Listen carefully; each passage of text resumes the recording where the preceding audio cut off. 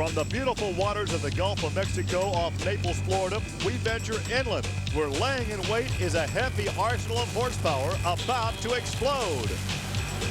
Coming up next, the NMRO's top guns blaze in the swamps.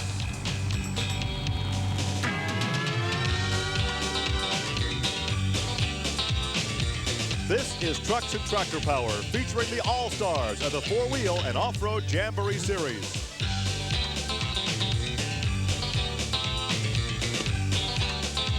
Welcome to Trucks and Tractor Power on the Nashville Network. Today we come to you from Florida Sports Park in Naples for the four-wheel and off-road Jamboree Suncoast Nationals. Hi everybody, I'm Gary Lee. In the past, when we've televised NMRO mud racing, we've stopped off in Panama City, Florida. That's way up north in the panhandle of the state. But this weekend, we're way down south near Alligator Alley. But we'll see some of the same faces we saw in Panama City with a certain southern flavor. The best mud racers from Florida and Georgia.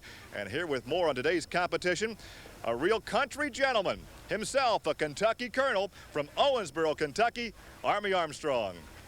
Well, Gary, you are looking at the stars and bars, and normally that would be the sign of Southern hospitality. However, I believe this is going to be the most unhospitable 140-foot track in America today. Glenn Seabold, 1991 national champion, would love to take a win here today. He's powered by a supercharged engine. Garland Walls comes out with a brand new vehicle. It goes by the name of the Gambler, and Gary Olstein will be representing the Ford camp. So, wrapping up this intro, I'm going to say the best shot of the day is going to be literally the Gambler. We know the money's going to stay in the South, but with the roll of the dice, who gets to keep the big share?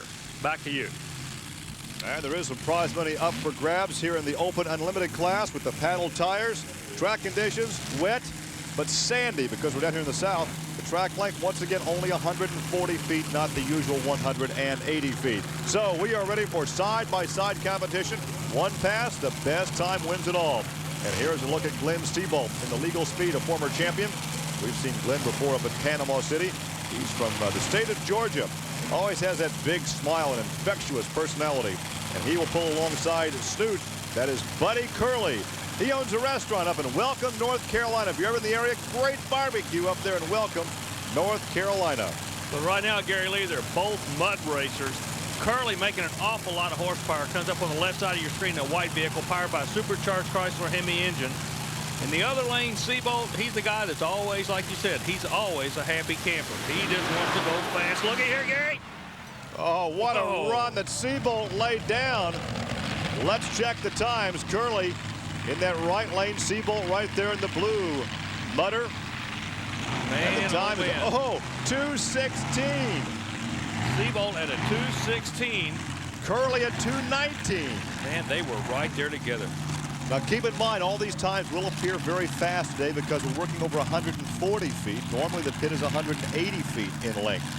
A look once again ever so close, but Seabold takes the victory. Right now, let's talk to the barbecue bandit. Here's Curley. What causes the front end to come up like that? Do you actually set your chassis to make it react that way? Yeah, we put a little bit more bite in the car before this race, Army, and I think we got just a touch too much in it, so it picked the front end up.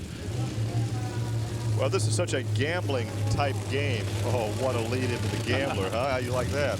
Boy, this guy is famous. You know, a couple years ago he showed up with a little Blazer. Now he's got the little Deuce Coupe. That's Garland Walls out of Port Orange, Florida, and this guy will rock and roll you. Remember this vehicle here? It gained a little notoriety at this event last year when this gentleman's wife was driving and actually jumped into the other lane. So this could be a good one, too. Kent Caldwell comes out from Jupiter, Florida, driving a Silver Street, Gary. What a run laid down by Glenn Seabold at 2:16. That is the time to beat. They're coming right at you here in Naples, Florida. You know, in the graphic that said the track was wet. Whoa! That is horsepower. Picked the feet out of the water on that one. Man, that was power. The harder he went, like winding up a rubber band. The further down he went, the tighter it got. 237 with the 287 in the other lane. Half-second difference, Gary. Garland was impressive, spectacular, but not fast enough. Yeah, but man, he impressed me. That's Well, let's go down trackside and visit with the Gambler, Garland Walls. Garland, a 2.371 with the feet out of the water. That had to be a ride. It was, Bernie. It sure was. I just couldn't see where I was going. I wasn't backing out this time. There wasn't no way. Can't see where you're going, but we're not backing out as we take a look at the American Thunder. That is Neil Smith. He'll be coming up momentarily. Stay with us as we come back to Naples.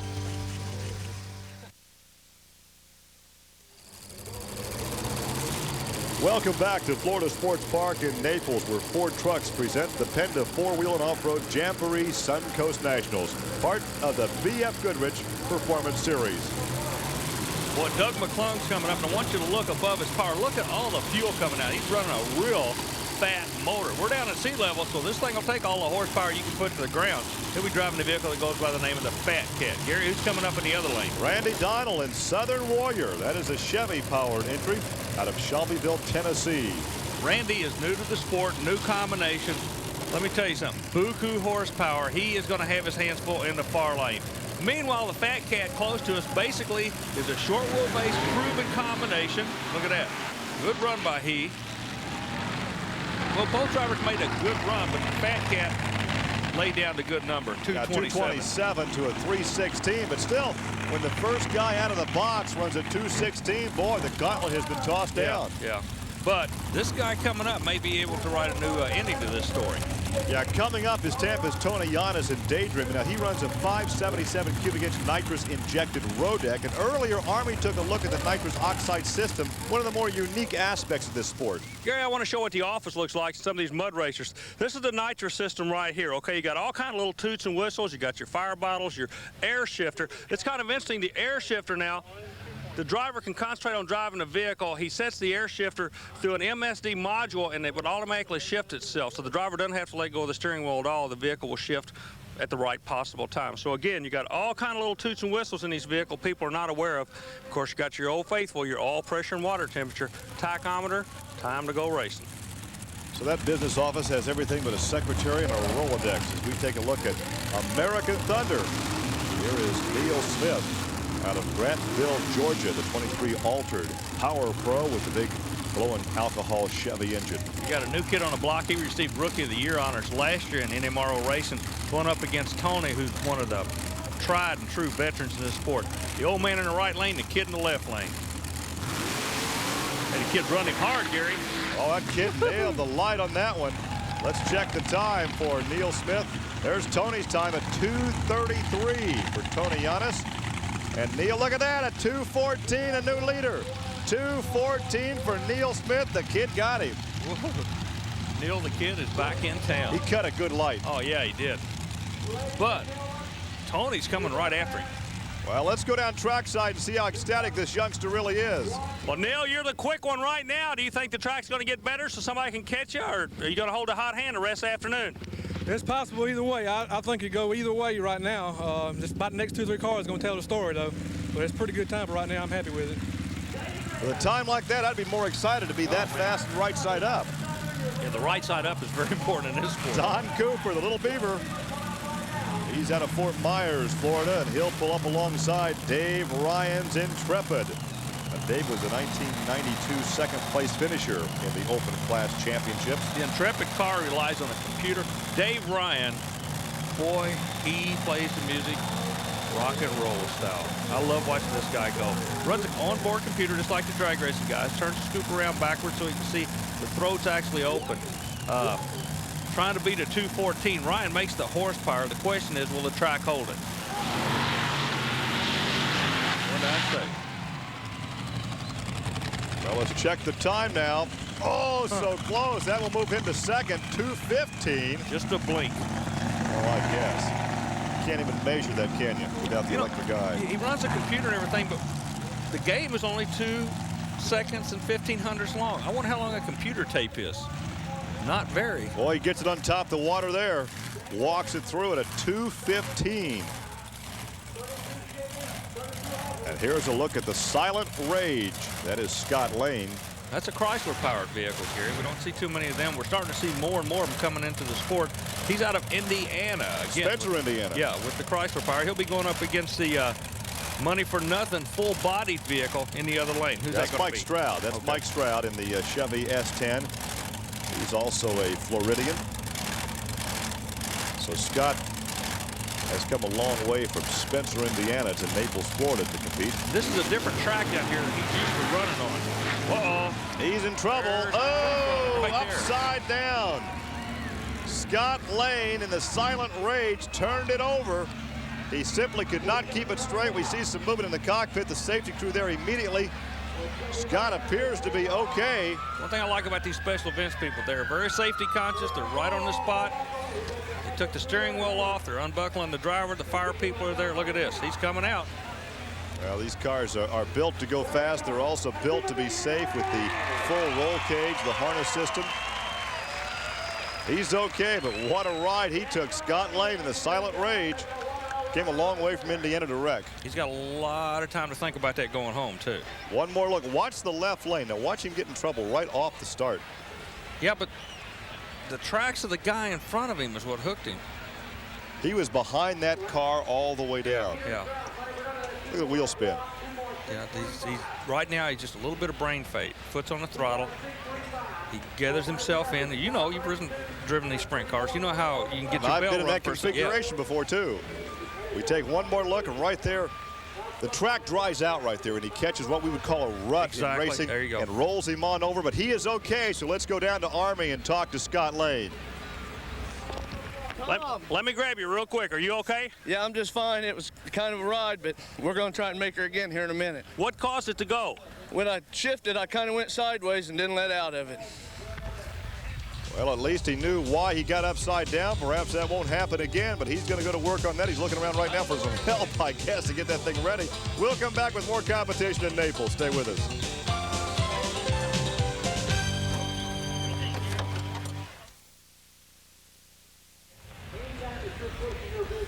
Welcome back to Naples, Florida. We're at Florida Sports Park for trucks and tractor power, and so far we've had some exciting competition here on the mud.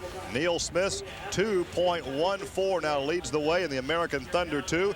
Dave Ryan up to second in Intrepid at 2:15, and Glenn Seabolt, the first driver to compete in legal speed at 2:16. So that was the standard bear to shoot for, and a couple of guys have beaten that one. As we take a look at Gary Olstein preparing to go to work in the Dirty Bird. And there's a look at the Exciter. That is Jimmy Botkins. Botkins, second-generation driver. He and his dad have been around in sports for a long time. His dad made a name for himself. Jimmy's following in his father's footsteps. He's out of Fort Lauderdale, Florida. He'll be driving a Jeep Appearing vehicle, Gary. Another Floridian, Al Stebbins, in the Rapid Transit. Now, both the drivers, as well as Gary Osteen, are out of Florida. And earlier, Army talked to Tampa's Tony Yanis about mud racing here in the Sunshine State. Tony, you travel all over the country. You're from Florida. Is there any difference in a mud racing track? I mean, is there a track difference here in Florida than, say, in Oklahoma, Texas, or somewhere like that? The difference is that down here we use mostly sand mixed with water making mud. A lot of places they use clay, which is a different consistency. So kind of the guys from Florida have a little bit of an advantage when it comes to racing down here because we know the consistency of the sand making the mud. Tony, of course, underscores the fact that every racetrack has its own personality. Every driver knows how to read that track. Exactly. Now, I want you to listen. Hear me? I say listen to the horsepower. Hear that whistle? They're running so much overdrive. Stebbins really had it on kill. A 243. I think he would have gone quicker, but he actually pulled the front end out, had the back on the throttle, and set it down. Meanwhile, Jimmy goes a 250. Not a bad run for a full-body vehicle, Gary. We've talked a lot recently on this show about more and more Ford power plants entering into motorsports in addition to Winston Cup NASCAR racing. Here is Gary Osteen. He's been driving the Dirty Bird now for a number of years with the Ford power plant. You know, and he's one of these guys in the sports that has a following. He runs a KCD chassis. He'll be going up against the White Lightning truck in the other lane. Osteen definitely has an advantage over Wilburn as far as the weight goes, Gary. And also the experience. Oh, definitely. I like to watch this guy run. That's all I'm going to say. You just kick back and watch him. Kind of like a slapping contest. You know he's going to hit you. Oh, he hit you all right. Let's wait for the official time, and that will be close. 220. Man. Drawing late in the field and going 220 on a rough track. Not bad numbers. And he broke. There's Donnie. He is, as they say, dead in the water, or in this case, the mud. But he had a good view of the other lane's run. He didn't want that good view, he had a though. good seat, though. Watch this. Man, oh, man. Look how, see, he... Right on top of it. Yeah, it's not a smooth run at all. This camera angle shows like you. first or second out, he'd likely be leading right now. You know, the next guy coming out, I've got to say, if you were to see him out somewhere, you would not expect him to be a mud racer, especially a strong mud racer. Tom Marsh is about 6'7", kind of a lanky old guy. You know, you would never expect he to be the man that sits down in one of these behemoths of horsepower. Meanwhile, in the other lane next to him, all the way from California, is a vehicle, a 32 Ford sedan delivery that goes by the name of Spare Parts. That's Jim Overton. Once again, the 2:14 is the time we're shooting for. I've run with Marsh before. I know what he's capable of. Californian, I'm not. Marsh laid down a good run there, but again, we're late in the competition at 2:35. It will be very, very difficult to beat that 2:14. Well, a 261 out of the other lane for the left coast guy. So once again, it becomes the luck of the draw. Earlier in the competition, the better the racing conditions. Well, the track is smoother. That's what it all comes down to. When the first couple of guys went through, it's like running on a pool table. Now it's like going over a railroad track. And here's Tom Marsh with Army. Okay, now, Gary, we do have one of the guys here who run with us before up north. Tell me, with the 235, I know you think you can go quicker than that. I know the vehicle can go quicker than that. Is this track different than the ones up north? Well, the track's just got a lot more sand in it, Army, but I think the fuel adjustment's where my problem is today. I'm going to lean it out again and see if I can't go a little bit faster. Our next competitor there is a look at Alan Inlow in Showdown. Inlow will catch a single because Billy Austin in Obsession scratched. Army, this is the first small block powered vehicle to join the 2-second club over 200 feet of mud. This combination could really be the hot hand. The rear engine combination, small block. I'll tell you what's going to tell you if it works or not. The chassis. Watch the front end. If he gets the front end up, he is going to go quick. He's actually going to try to make a two-wheel drive run out of it. There it is. There it is. Excellent, excellent run. Check the time. Look at that, 2:10. Your new leader, 2:10. No mud on the front tires, Gary. He just picked it up. Called that one right. Pick the front end up, walk it through there. That became a two-wheel drive vehicle fast enough, though, to take the lead at 2:10. Watch again. Instant response. Well, he's got the small block. It worked for today. Here is Alan Inlow. Well, Gary, you talk about interesting. The first full pass on this vehicle, you go to the head of this field, and it's a tough, tough field. How's that make you feel? Oh, it's just wonderful. It feels good to make it finally a full pass.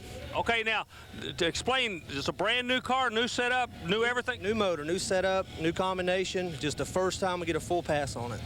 And you're the man they're going after. Good luck to you. Thanks. A new king of the hill. There is Alan Inlow in Showdown at 2:10. Then Neil Smith, the American Thunder 2 at 2:14. And Dave Ryan is third on the leaderboard in Intrepid at 2:15. We're coming back to the mud in southern Florida. Stay with us.